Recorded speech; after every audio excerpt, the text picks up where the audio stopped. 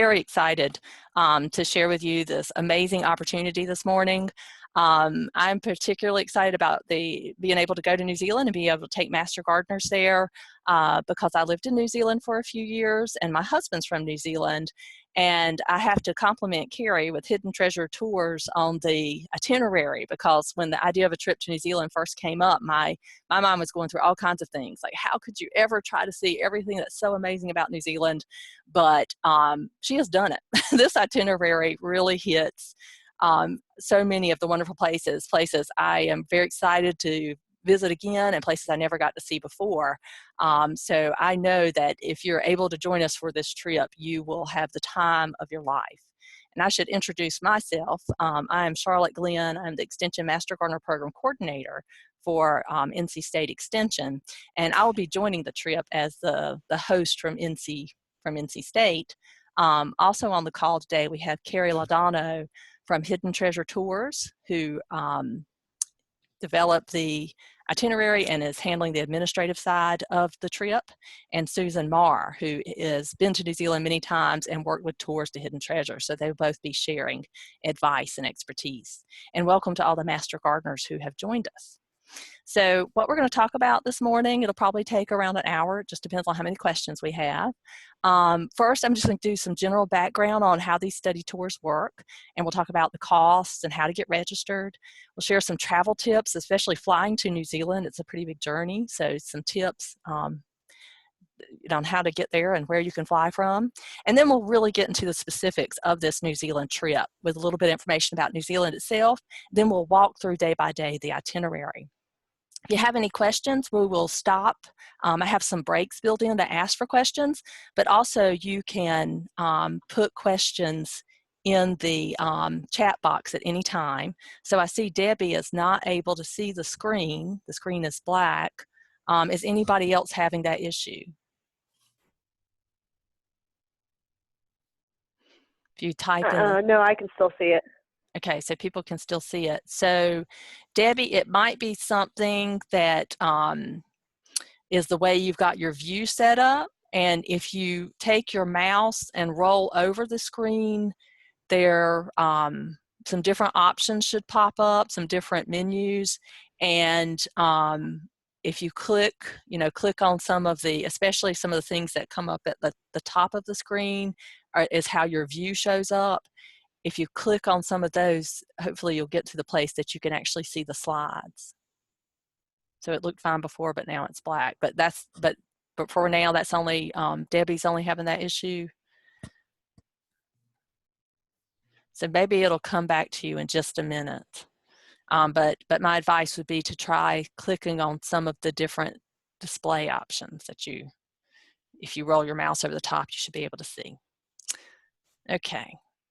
So how many people here have ever been on a trip with the North Carolina Extension Master Gardener Travel Study Program? Well, I have. So Lynn has? Yes. Yes, Lynn was with us this past February in Costa Rica. Anybody else? So that's actually great that, we've got people who haven't been on the trips before to learn about this opportunity, because it is really, really amazing and pretty unique, because these trips are put together especially for Master Gardeners. We work in partnership with Carrie at Hidden Treasure Tours. There's a lot of experience putting these kind of trips together and does a wonderful job taking us to places where we can see plants and gardens. We can experience the biodiversity and ecology of the country, the geography, the history, and see some horticultural production as well. So these are just wonderful opportunities to really get to know more about the country, and especially its gardening and agricultural culture. They are typically small groups, anywhere from 10 to 20 people. Most of them do have minimums. The New Zealand trip minimum is 10 people. And we could take up to around 20. So it's always going to stay a small group and a very personal experience. These tours are open to Master Gardener volunteers and their travel companions. So if you're not a Master Gardener, you need to be going with somebody who is a Master Gardener. So it's not just open to the general public but a master gardener can invite anybody they want to join them as their guest or their roommate. So whether it's a partner or a spouse or a friend or family member, you can bring along whoever you like. We start off opening it up just to North Carolina Master Gardeners, and we will have that open through September 1st. Then if we still have spaces, especially if we have not met our 10-person minimum, we will start sharing that opportunity with Master Gardeners in other states. So that's actually kind of exciting to end up with a trip where you have Master Gardeners from a couple of different states, because it's always fun to share and compare how things are done in different areas. For each of our trips, we do have a host from NC State, and I am super lucky and very excited to be the host for this New Zealand tour. There's also a local tour guide who, if we're going to a country that English isn't the primary language, always very fluent in English, and then a local bus driver. And this picture you're seeing is from our Costa Rica trip this past February. So you can see it's a small bus that we have that we drive around the country. So it's not like you're on a huge bus with 50 or 60 other people. It's a very comfortable and intimate experience. And you get to know each other very well and have a lot of fun. So it's usually like up to a 20 passenger van or 12, depending on how many, 12, 16, depends on how many are on the trip. So for the New Zealand trip, it does cost $6,585 per person, and that is assuming you're going to have 2 people in your room. If you want to have your own room, it is an additional $1,750 upgrade for your own room.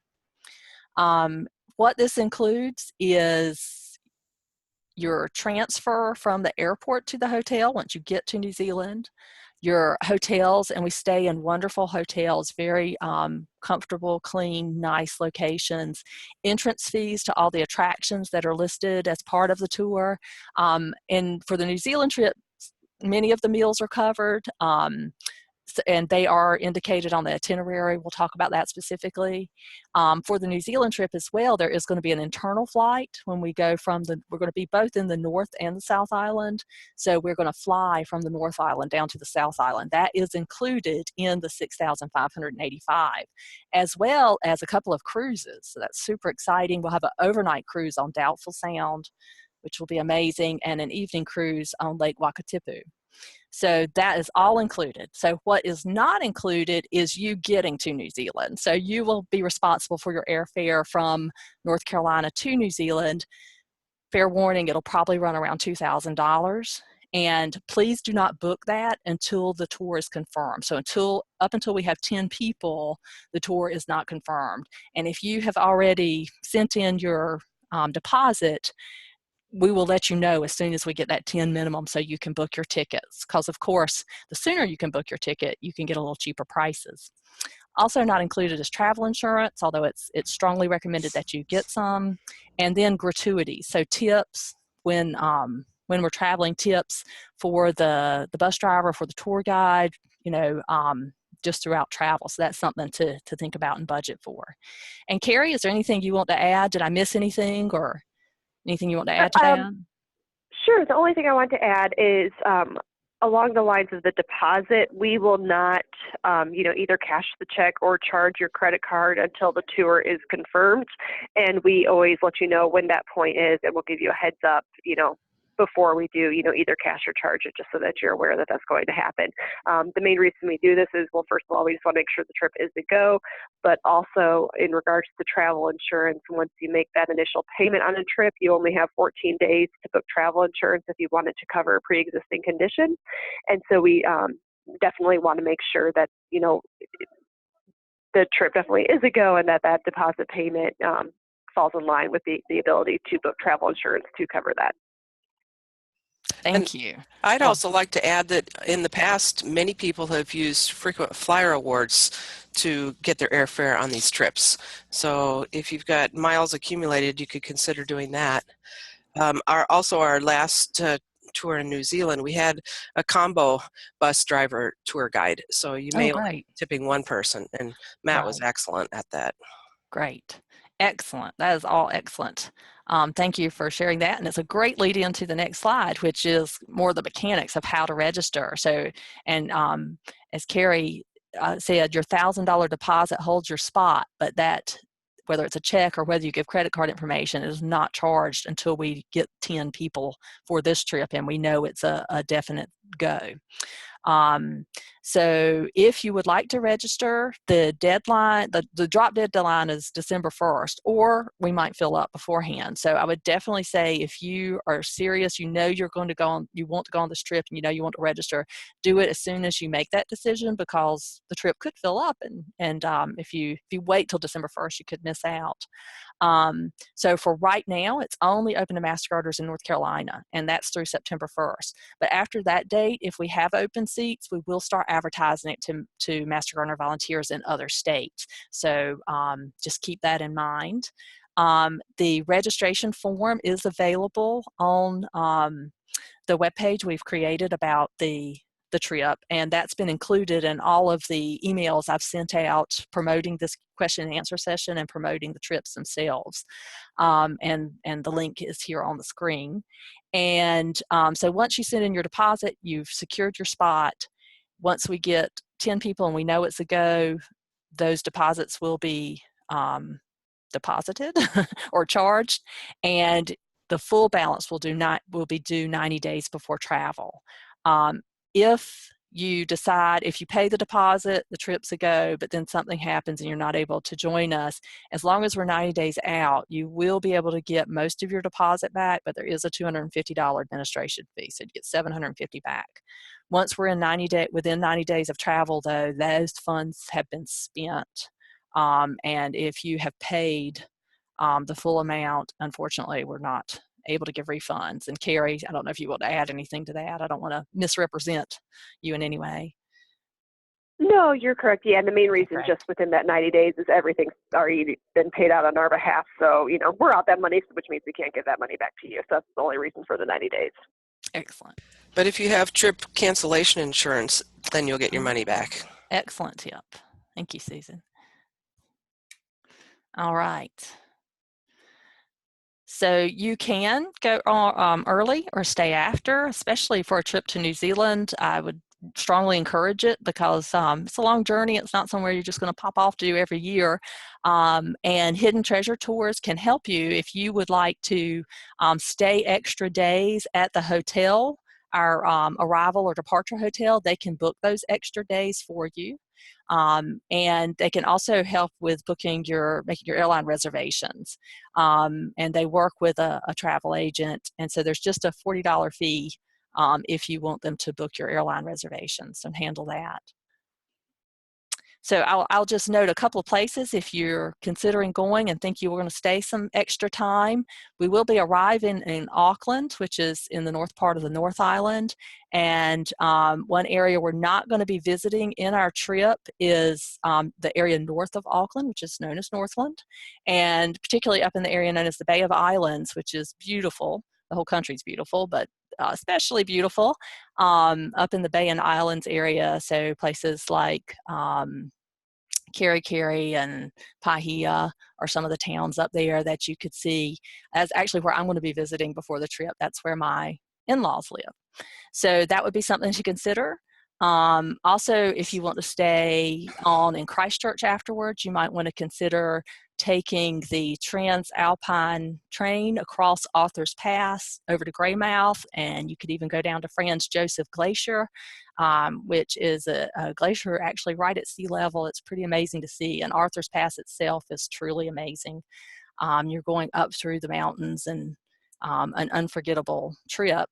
Or you could travel north up to Nelson, which is a beautiful city. Actually, when I was there, it reminded me of North Carolina. They used to grow tobacco in that area, and there were some old tobacco barns.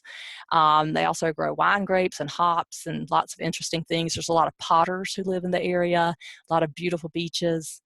Or over to Wellington. Wellington is the capital of New Zealand and often considered the cultural capital as well. So museums, arts, that type of thing, be a wonderful place to visit. And I'd also like to interject that you could also consider combining it with a short stay in Australia. I had a client last time we went to New Zealand who was desperate to see the Great Barrier Reef, and she didn't want to go by herself. I happened to know her, and so the two of us did that Hidden Treasures tours, put together a 5-day trip for us, and it was fantastic. Yeah, that's an excellent addition. So it's only about a 2-hour flight from Australia, from No, New it's a Zealand. it's a 5-hour flight Yeah, if you can to get. Great Barrier. Yeah, it depends on where you're going. Oh, well, no, Yeah, we flew into Cairns and then drove up to Port Douglas and just took the boats out from there. But you could fly out to the Great Barrier Reef, but it's a 5-hour flight between Cairns and Auckland. On the right. Air Philippines has one direct flight. Otherwise, it's going to take you a really long time because you got to go to Cindy or someplace else to connect. So Right. it's not super convenient. It's going to add a lot of time, but if you think you're only going down there once, that's a really cool option. Yeah. Yeah. So that absolutely is. Since you've already made it that far, what's a little bit further? Kinda, Wonderful. yeah. It's a Wonderful. lot further, but yeah. I certainly think that there's so much to see in New Zealand that you could dedicate your entire trip to that. But if you're thinking, oh, I really want to see the other place too, it is possible to combine them. Great. All right. Um, we'll share a few travel tips and flight information. Then we'll take a break and see if anybody has any questions about just how the tours work before we jump into the details of the trip itself. So there are direct flights available to Auckland from several airports in the United States. I know Los Angeles, San Francisco, Houston, and Chicago all have direct flights. Nowhere from North Carolina. Um, and they are, depending on where you're leaving from, 12, 16. The Chicago one may actually be 18 hours. So they're pretty long flights. The good news is they generally take off late in the evening. So you get on the plane and they serve a meal and then they turn the lights off and hope you go to sleep. So you can sleep through most of the flight and wake up refreshed. You'll be arriving typically in the morning in New Zealand. I've flown out of Los Angeles a couple of times, and that one's a 12-hour trip. We already mentioned the airfare typically is around $2,000 for the return flight. And so your whole journey from North Carolina is probably going to be a minimum of 22 hours. So you'll have to get to one of these other places and you may have a layover. And be sure to watch those layovers when you're looking at flights because they can be very long. You know, some of these flights are having 12 and 14-hour layovers and you don't want that. So also think about the amount of time this takes. So it's 22 hours kind of flying time or travel time, plus there is a 16-hour time difference between North Carolina and New Zealand. So you will leave North Carolina on say March 1st. If you book your flight for March 1st, you probably aren't going to land in New Zealand until March 3rd. So you're going to have to, if you want to land there March 1st, you'll need to leave a couple of days out. So February 27th, right? Make sure when you're booking your flights, you're getting the right days and actually arriving on the day you want to arrive there. Just another idea that I did once on Air Pacific, you fly through Fiji and you can take a free long layover of like a day and a half or something like that or longer if you want to get to Fiji, relax a little bit, and then go on to Auckland.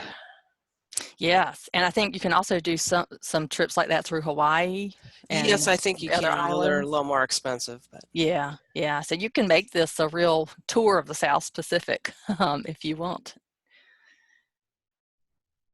I may be jumping ahead, but I did want to mention the one thing you'll just want to make sure of with flights is we're flying into Auckland, but we're returning from Christchurch.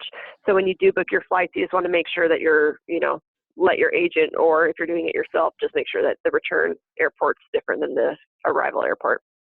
Yeah, thank you for emphasizing that, Carrie. Yes, that is a little different than normally. We're flying into Auckland and out of Christchurch. That'll be another thing to definitely keep in mind with booking your flight. Just a couple of things to think about if you're actually getting to the point of thinking about packing. We will be doing a lot of walking. It's not strenuous hiking. We'll be in gardens and in, places that people visit, not rough hiking trails out in the mountains. So you'll definitely want some sturdy, comfortable footwear to walk. And a walking stick might be helpful if you use one normally, certainly, or, especially if we're walking on some hilly terrain or kind of uneven underfoot, you might appreciate having that. Raincoats, umbrellas, when we arrive in New Zealand, it'll be early fall. late summer, early fall, and it tends to be a drier time than winter, spring, summer, but you can still get showers. So make sure you're prepared with a raincoat, umbrella. You'll definitely want a hat for the sun, just like you'd use out in the garden, and a backpack or a day bag, something when we're out at different locations that you can keep all your stuff in, that's just comfortable and convenient to have with you. Clothing, I would say it's pretty casual in New Zealand. I know when I was there, some places just having shoes on made you dressed up. But in general, I would say you'll definitely want a jacket because it can be chilly, especially down in the South Island in the evenings at that time of year. You'll want some shorts and some long pants. You want to be able to dress in layers. So think it's kind of like here in the fall. It can be pretty warm in the daytime and pretty cool in the evening. And if you get a cloudy day, it's pretty cool. So just be prepared with a variety of clothes and be able to dress in layers. You can use your credit card in New Zealand. As far as cash goes, the exchange rate right now and kind of typically stays around $1 will give you almost $1.50 New Zealand, and they are called dollars, New Zealand dollars. You'll want your passport for sure, and it'll need to be within date from 6 months of our return. That's typically advised. Of course, taking any personal items you need, and I would definitely stress on taking extra medications. If you have prescriptions, don't just take the number that you need, take a couple extra just in case something happens, or taking things just like basic medical supplies that you would have around the house. It's always very convenient to have with you. I will note that if you have electrical devices you need to take with you to plug in, say, for example, you're taking a charger for a laptop or iPad, you will need to get an adapter. The outlets in New Zealand are very different. They're configured different, so our plugs can't plug right into them, but even more importantly, they're generating a whole lot more power. So they run on 230 volts, whereas here in the United States, our outlets are 120 volts. You got almost twice the power coming through. It would blow your stuff up. So you can purchase these adapter voltage converters to use while you're there. So it not only needs to be an adapter, but also a voltage converter. And Susan, I don't know if you've had any experience with those. Not necessarily. You may not need that voltage converter. You should look at your electronics and read the super fine print on your laptop and your phone and things like that. Most of the electronics made today can accommodate either. Hair dryers are one exception, and you definitely need a converter for that. But I would carefully look at the electronics you have to see what they say before dragging around that heavy voltage converter. But all right, definitely you need the adapter. Definitely the adapter, but yeah, check your devices for the voltage converter. That is excellent advice. Thank you. I think our next one, is questions. So, and Susan and Carrie, do you have any other advice for things people thinking about packing to bring? Yeah, the one thing I just wanted to mention is it's a little misleading because, of course, when you're there, it's not going to be brutally hot. But New Zealand in general has a very high UV index, so you definitely want to make sure to bring plenty of sunscreen while you're down there because you may get burned and not even, be thinking about it since it might only be in the, high 60s. I can attest to that for sure. I would get sunburn. When I was in New Zealand, you could get sunburn in 15 minutes and not even realize it. Like you say, and the temperature might not be extremely hot because of the high UV index. That is great advice. Bring lots of sunscreen and a hat. Anything else? I guess the only thing I can think of out of the ordinary for clothes is when we're in Doubtful Sound, you'll have an opportunity to go kayaking. And so having either quick dry shorts or a bathing suit is real convenient so that you don't end up having super soggy clothes. Yes, excellent advice. Yeah, the bathing suit. That's a good one to add to the packing list. All right, so does anybody have any questions at this point before we jump into the itinerary? First, a little background about New Zealand, then the itinerary itself. So you can unmute your mic and ask your question, or you can type something in the chat box. I have a question for coming from you had LA, San Francisco, Chicago. What else? Houston. Okay.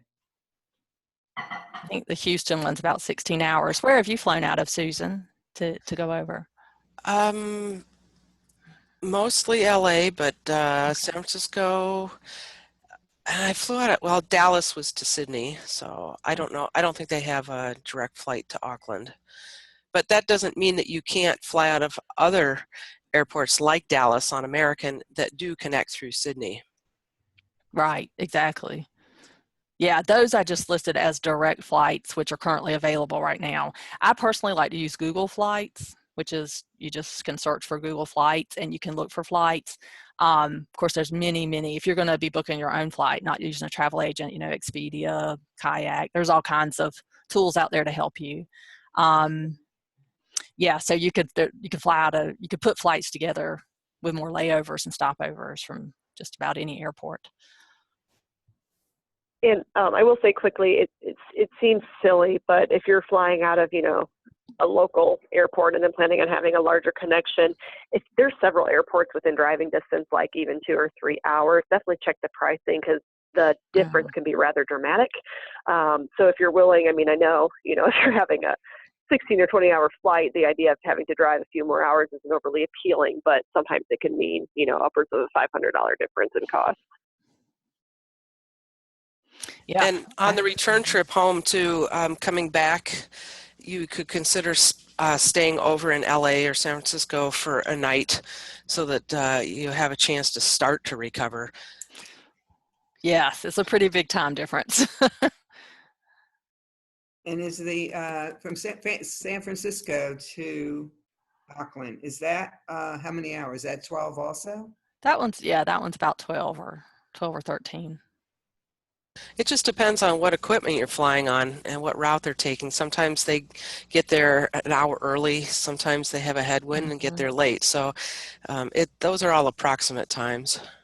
Yeah, and in general, these are much more comfortable planes for these long hauls, international flights. So, you know, I've had a couple people ask, and they were concerned about, are we going to be cramped up on little tiny airplanes for that big flight? And my experience has been you do have a little more room. It is a much bigger plane and much more comfortable flight than, you know, just flying within the U.S.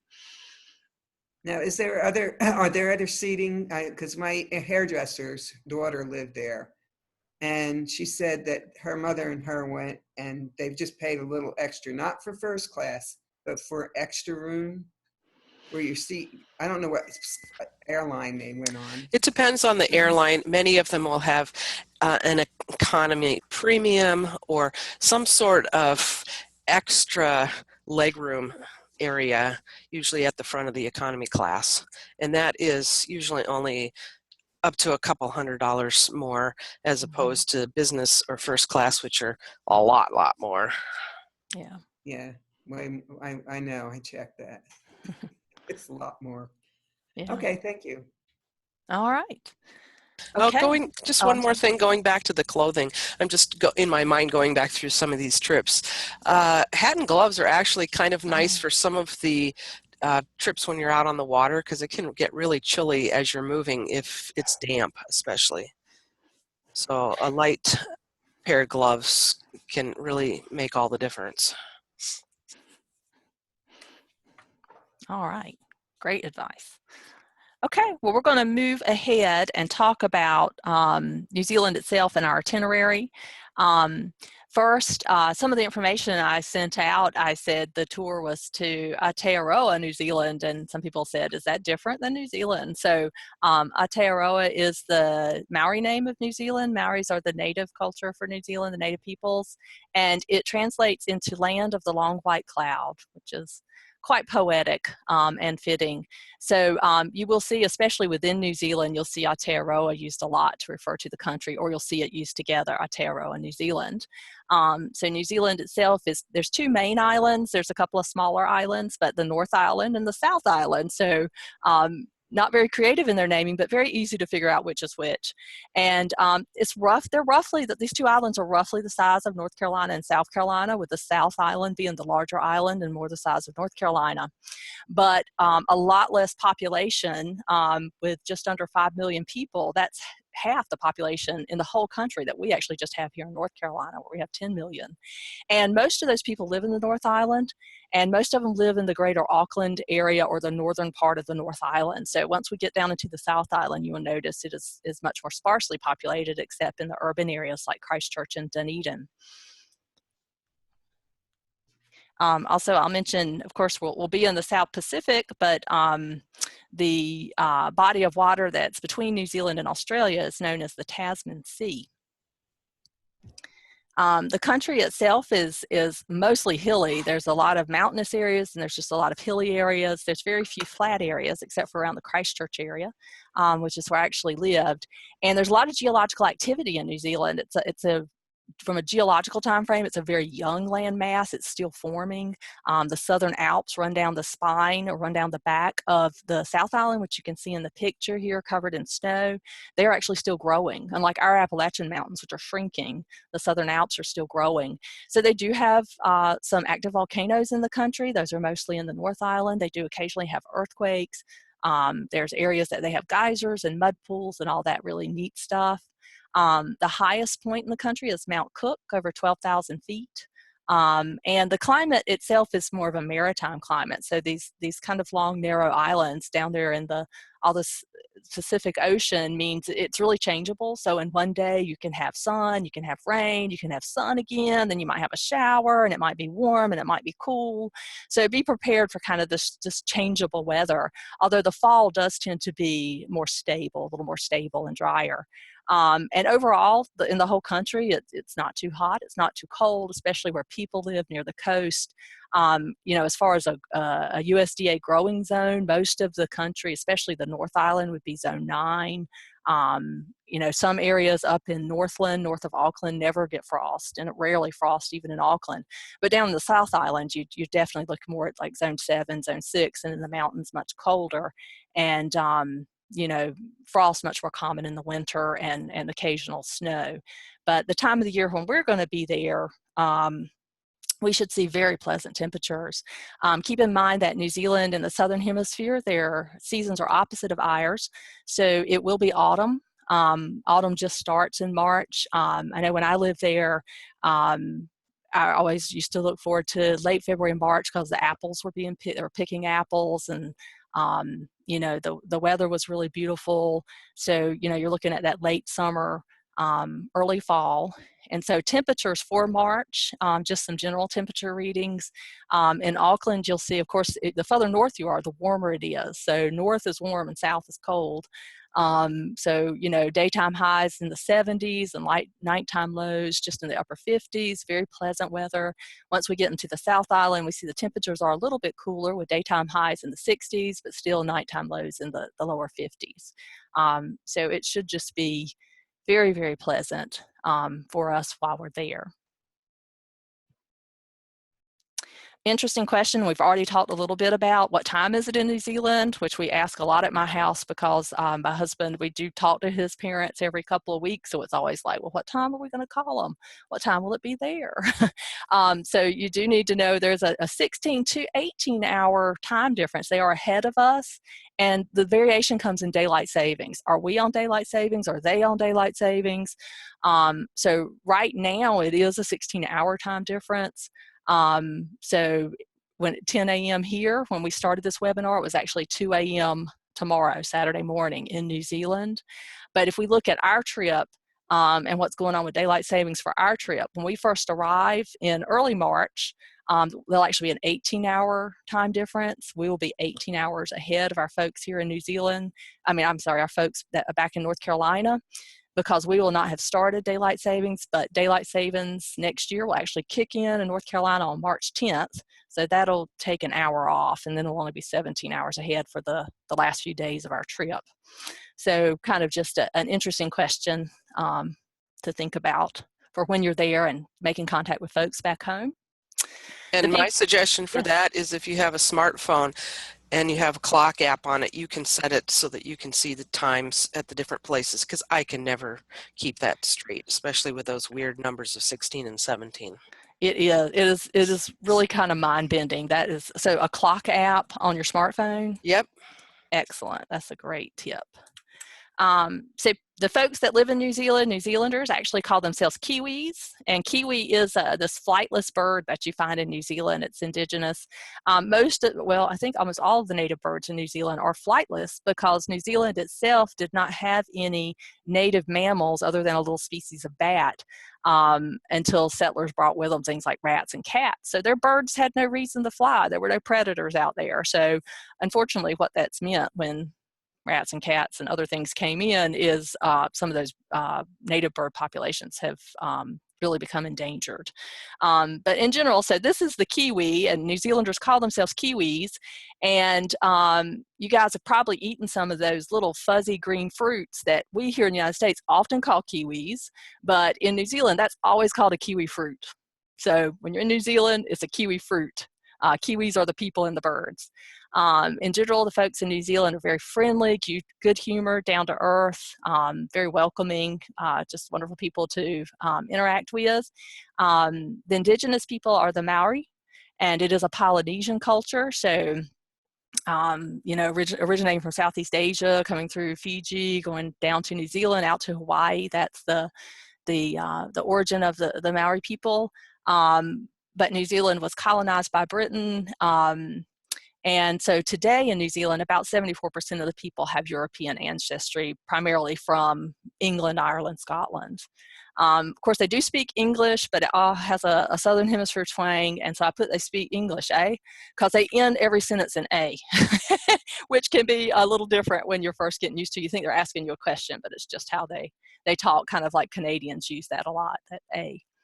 The other picture I added here, I was trying to think, what would be a picture that epitomized people in New Zealand? I chose a picture of the All Blacks, which is the New Zealand national rugby team. They love rugby, they love sports. So soccer actually isn't big in New Zealand. Rugby is the big sport.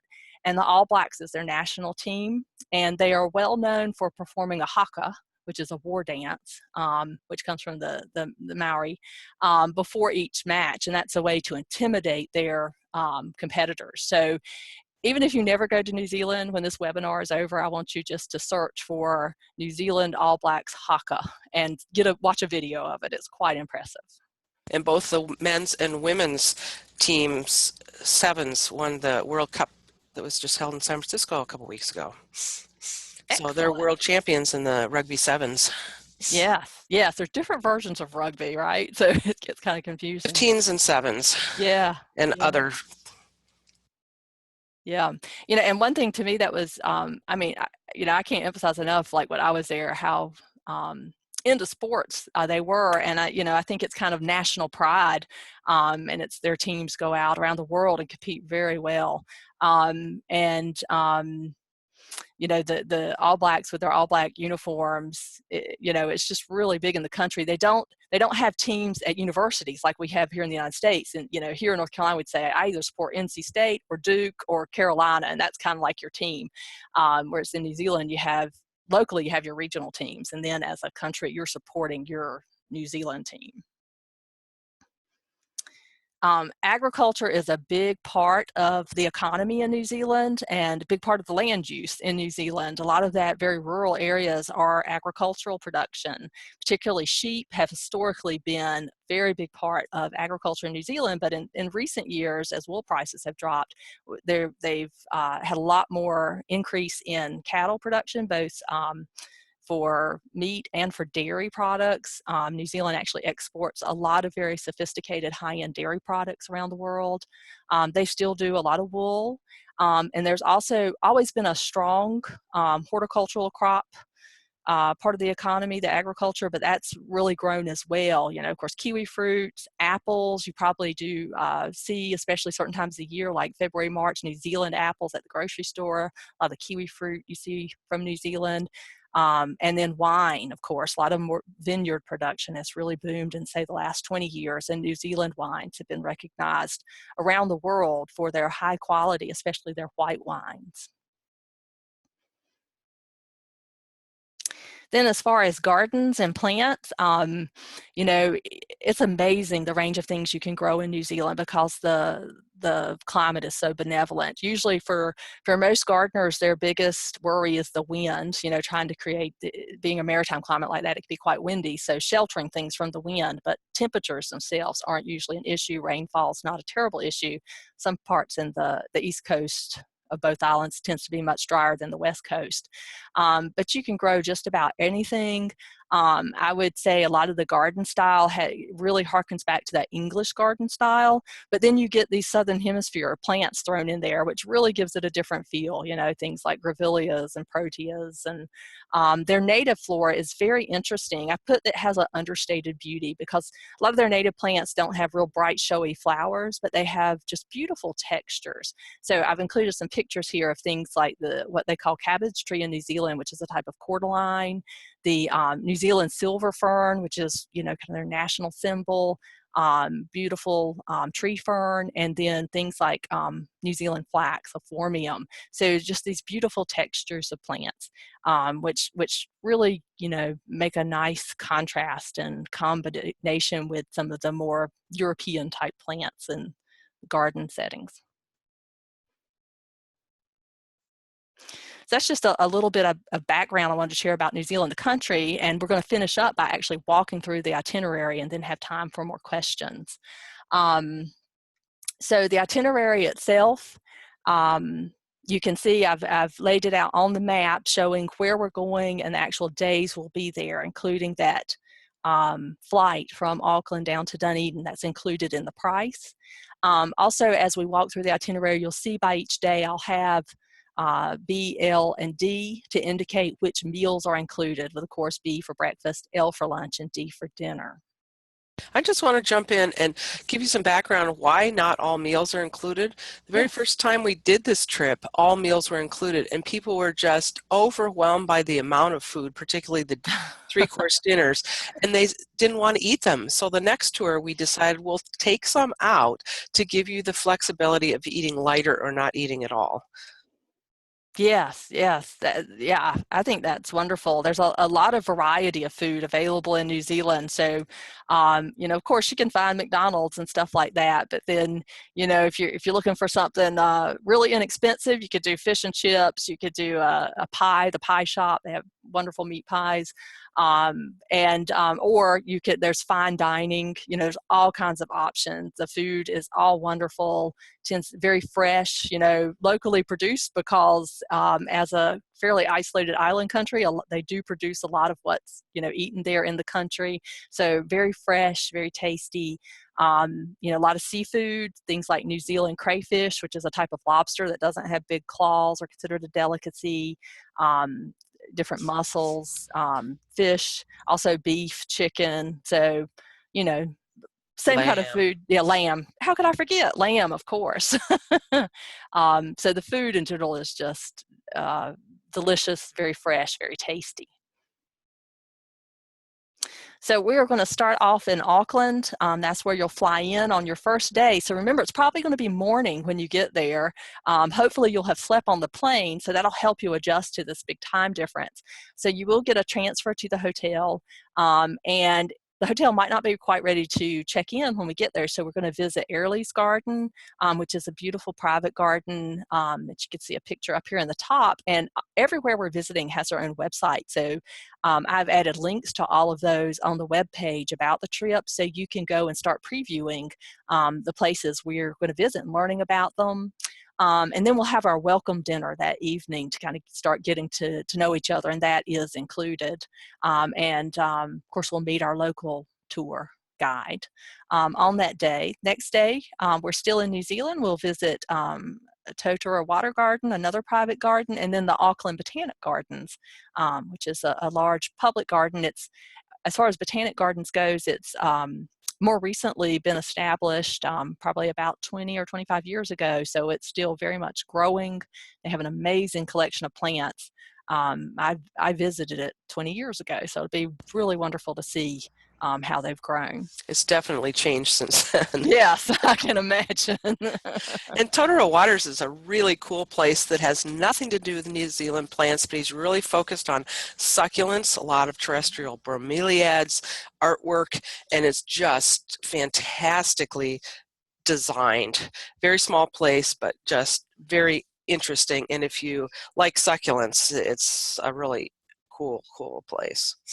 Excellent. I was so impressed with this itinerary because we're seeing so many amazing gardens, and you will come away from this tour so inspired. You will learn new plants. You will just be amazed. That's all I have to say. On our third day, and also I think something that's just so neat about this tour, since we're doing March 1st through the 14th, our day 1 is March 1, so our days line up with the actual dates on the calendar. So our third day, March 3rd, we'll be going down to Hamilton, which is just south of Auckland, to visit Hamilton Gardens, and then we'll also have dinner at the Tamaki Maori village. So we'll have a hungi, which is like a Maori barbecue, but it's like they dig a hole in the ground and have charcoal, or they heat stones, and they wrap meat and vegetables and palm leaves or stuff and put it down there and let it cook, and it cooks all day.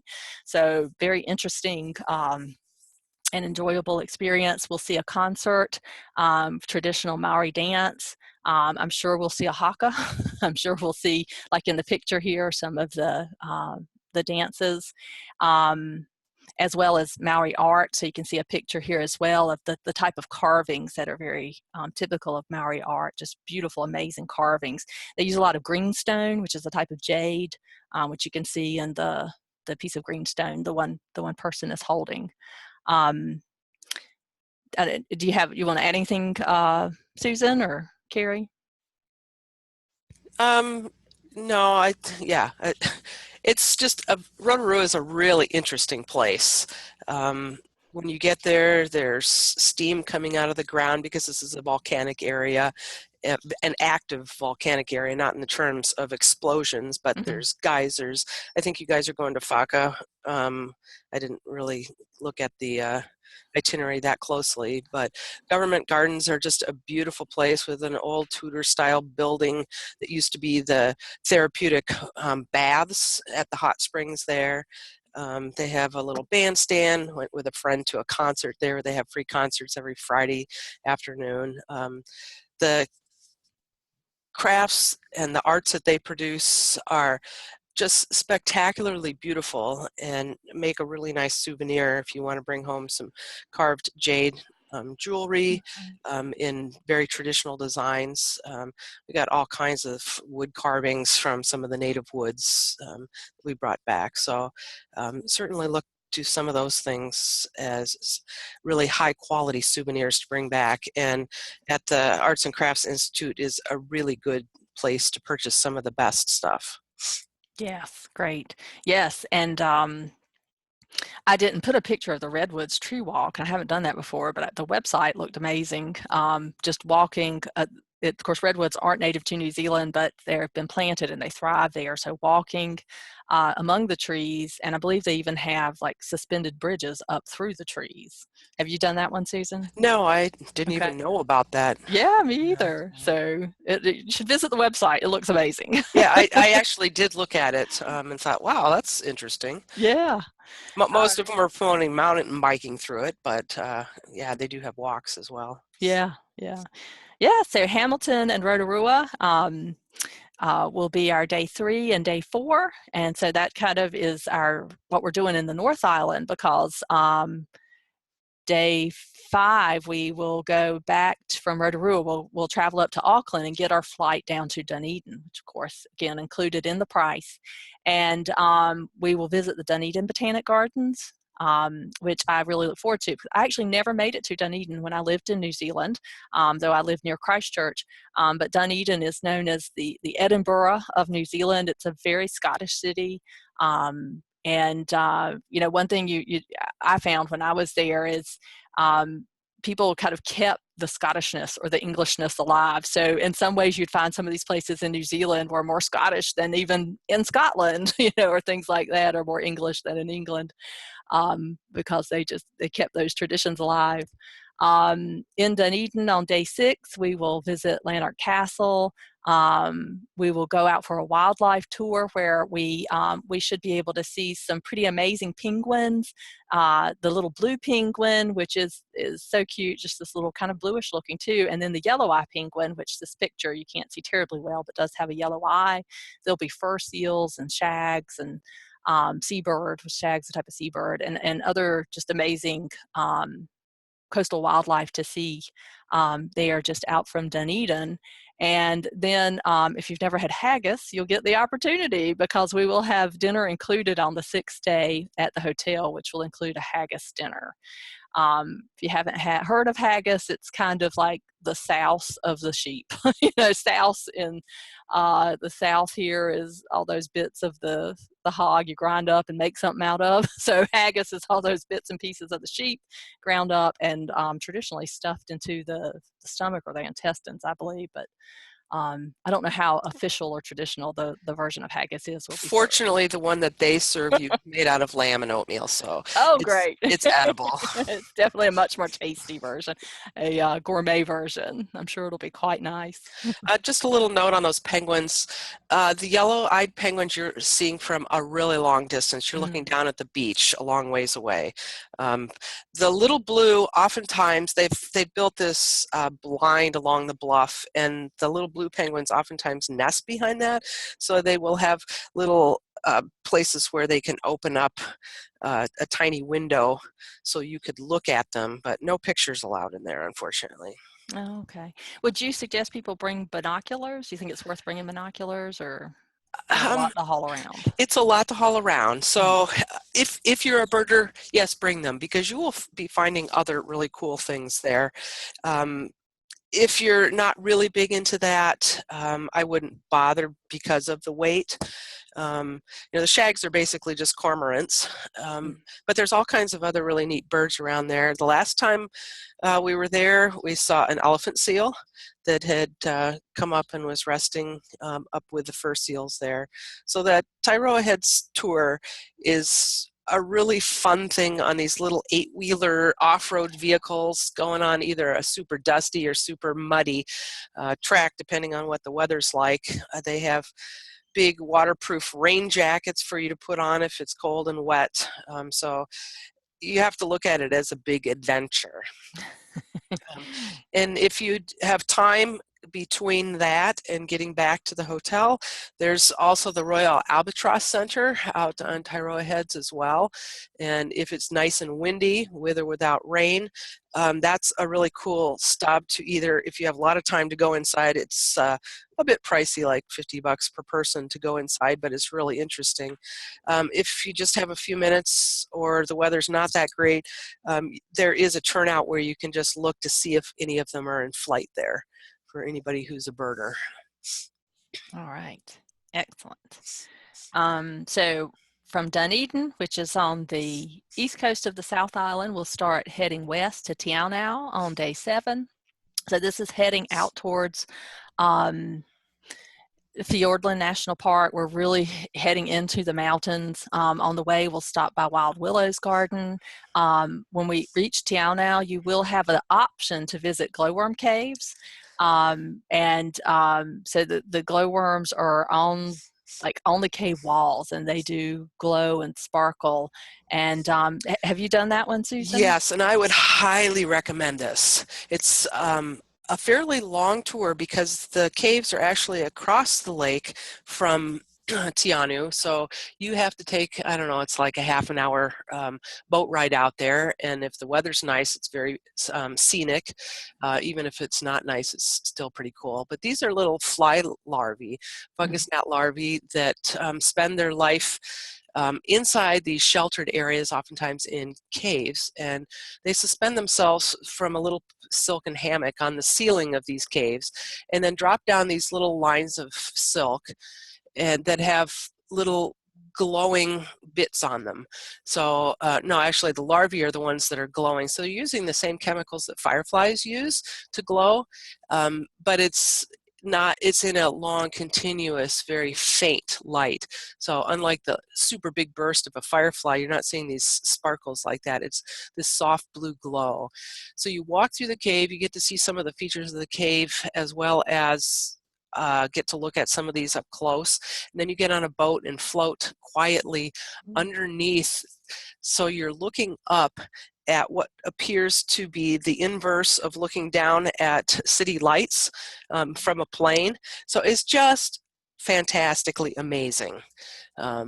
And if there's enough time, you can walk in the woods over there. We've seen the native Easter orchids there.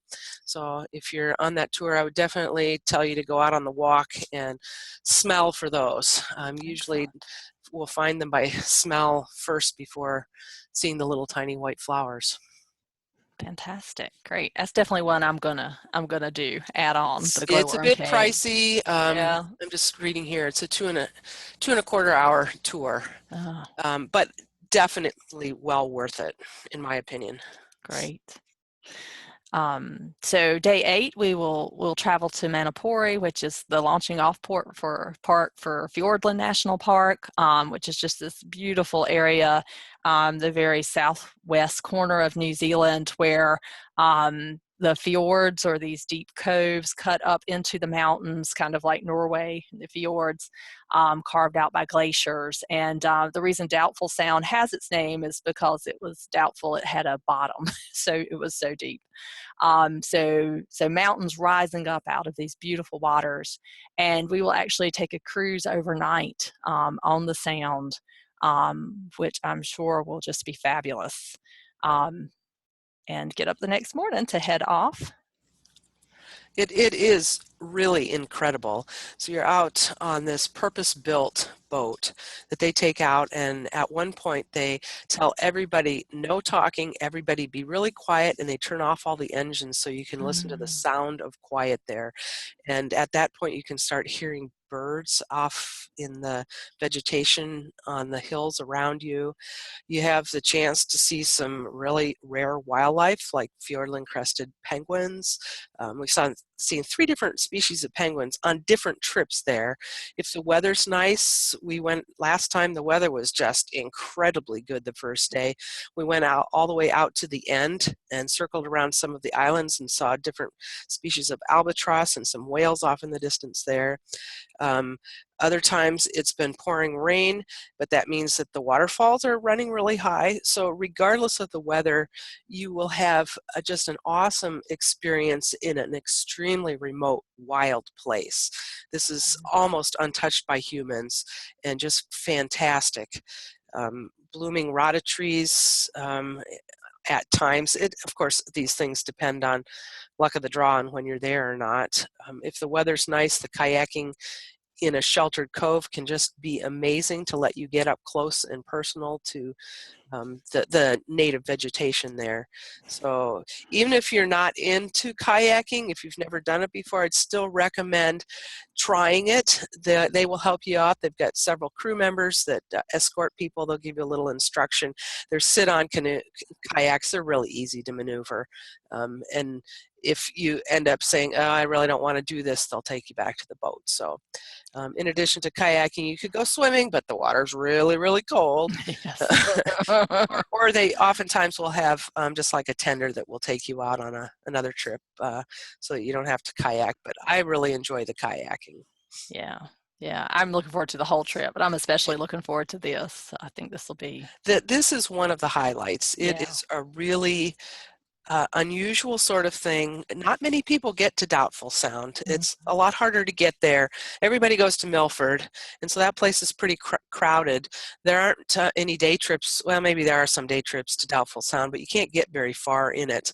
So almost all of them are overnight cruises, and so it's a lot less crowded and just a lot more special experience as far as I'm concerned. Excellent.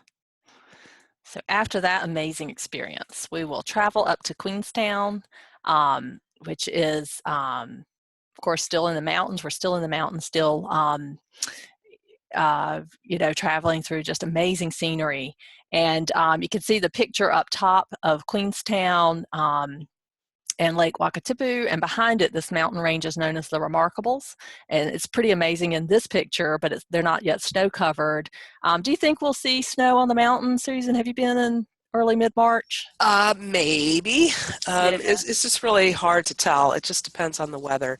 Last year we were there in mid-March, and there wasn't snow on the Remarkables, but some of the others did have Mm-hmm. snow on them. So it really just depends on conditions. You can't predict. Yeah. Yeah. Hopefully you won't be driving in snow. Right, there you go. Although you can. The last time I visited Fiordland National Park was in winter, and there was a couple of feet of snow on the ground, and we still Well, drove out. You had to have in chains on winter, your yes, but tires. in Yeah. March, early March, I would hope not. No, certainly not. But when the Remarkables are dusted in snow, which you can see a little bit on that lower picture, they are truly amazing. And if you've ever watched the Lord of the Rings movies, of course, which were filmed in New Zealand, those are great movies just to showcase the natural beauty of New Zealand. A lot of the mountain scenes are from the Remarkables. So once we get to Queenstown, we will do some pretty neat things. We'll visit Stone Ridge Chapel and Water Gardens.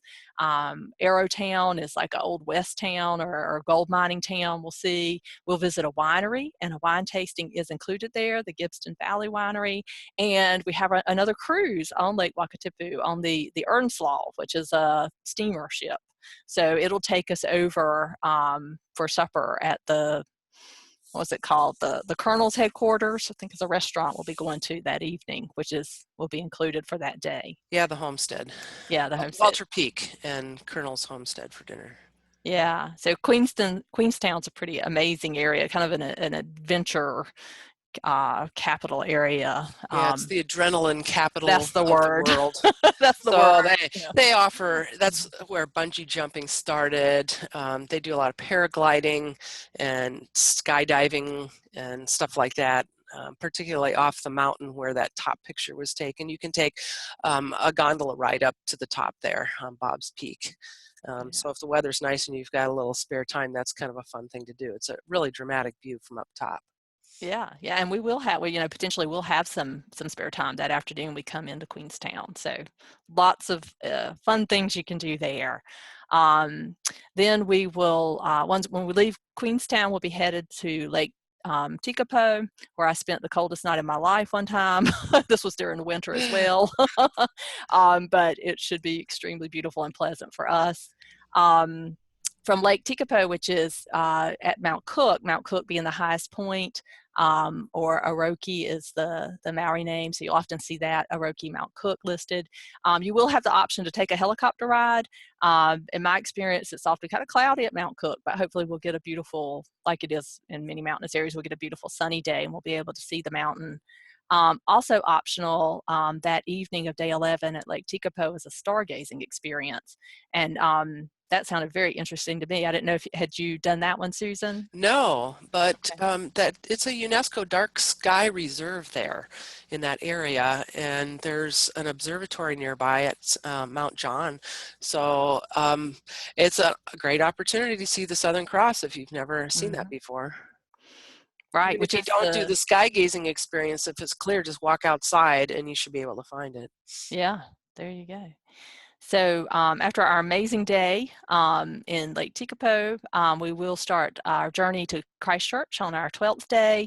We'll stop along some gardens on the way, some private gardens, Akanui, Trott's Garden, Suzette Garden. So those will be nice little stops to break up the journey as we head to Christchurch. This will be finishing up our journey. So Christchurch I lived just outside of Christchurch when I lived in New Zealand. So it is an amazing city, rocked by some pretty serious earthquakes, 2010, 2011, but definitely recovering from that and just a beautiful place to visit. On March 13th, we will not only be in Christchurch, we'll go out to the Banks Peninsula, which in the picture up front, you can see what Banks Peninsula looks like from the International Space Station. Christchurch actually sits up just north of Banks Peninsula, so you can see it's very, very hilly. And just a beautiful drive out to Akaroa, which is out on the southern end of the Banks Peninsula, and it was actually established a French colony, or not a colony, but a French settlement. So you still see a little bit of that French heritage in Akaroa, and it's a beautiful drive out. We will have a farewell dinner at the curator's house after our visit to the Christchurch Botanic Gardens. And you know, that'll kind of wrap up our adventures. The next day will be departure. And again, emphasizing you are going to be flying out of Christchurch, so make sure to book your ticket that way. Or you can choose to stay and explore more of the country, or go over to Australia or other areas. So, you know, I just really encourage all of you, this will be an experience of a lifetime. And, you know, if you're thinking about it and, you know, really feel like this is something you want to do, go ahead and register, because especially once we open it up across the country, we are likely to fill up. But we want to give our folks in North Carolina the first chance to get in on this tour. And I really hope to see all of you and spend time with you in New Zealand next March. And I know, so, you know, any general questions or other comments, this would be before we finish up. Well, I'll just say that if those dates don't work out for you or the trip doesn't fill, Carrie has another trip March 26th through April 6th, so a little later in the season than I'm leading. Oh, great. Pretty much the same itinerary. We're not doing Hamilton, Rotorua. Instead, we're spending a day at Mount Cook Village. Okay, March 26th through April 6th. Yeah. All right. So yeah. Going earlier is nicer. The gardens are usually a little bit better. The weather's a little bit better, but you know, if things don't work out, that's another option. Yes. Thank you. Yeah. All right. And I don't see anything on the chat. I don't know if any of our folks that are joining have any questions. If you want to type those in the chat before we close out, I just want to share, if you want to try to get a feel for New Zealand, I think some of the movies that have been made in New Zealand or about New Zealand are a great way to kind of get to know the country. Of course, there's wonderful websites you can visit. There's great books, but especially with my husband being from New Zealand, we kind of make an effort to see a lot of the New Zealand movies. So I listed some of my favorites, and just wanted to encourage you to look for some of these. This Hunt for the Wilder People, which came out in 2016, is probably a really easy one to find because it was released around the world, and it's a comedy and it's a lot of fun. Pork Pie, also a comedy.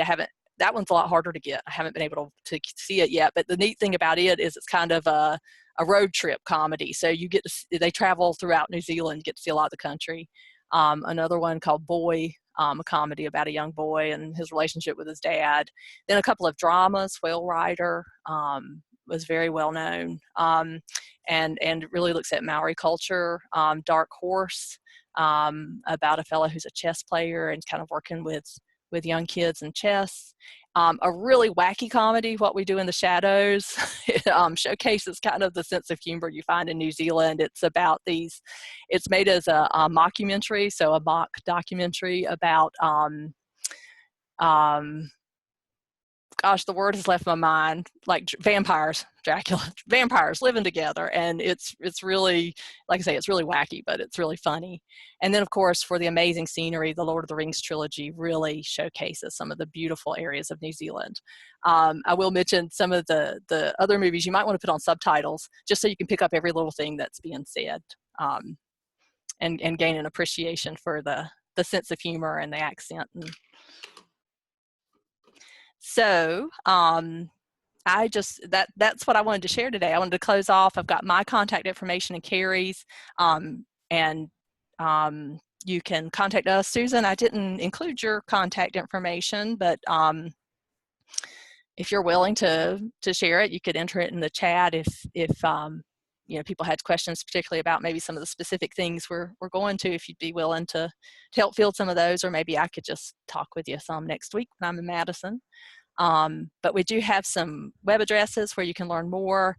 The web page I put together for the trip itself, where it lists the itinerary and has links to all the things that we will be visiting. So you don't have to look them up individually. You can go there and click on the links and learn more about the itinerary and what we'll see. our webpage where we just have general information about our travel program and links to past trips and other trips. Like we also have a trip planned to Costa Rica, February 23rd through March 3rd. And then if you would like to get announcements about upcoming travel opportunities, you can sign up for kind of our travel newsletter. So that one just gives you announcements about travel opportunities. So that lets you know about things we have coming up in the future that we schedule. So I'll just give everybody just a minute if you have questions, if you want to put anything in the chat, or if you want to unmute your mic and ask questions.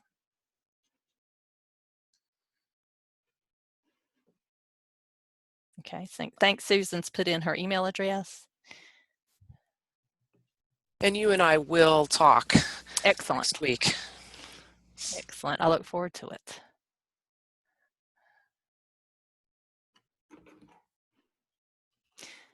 Well, I'm going to actually stop the recording now. I want to say just thank everybody for joining us today. I'm going to stop the recording, but I will stay on session for a while in case anybody does have any questions that they want to ask. And let me figure out how to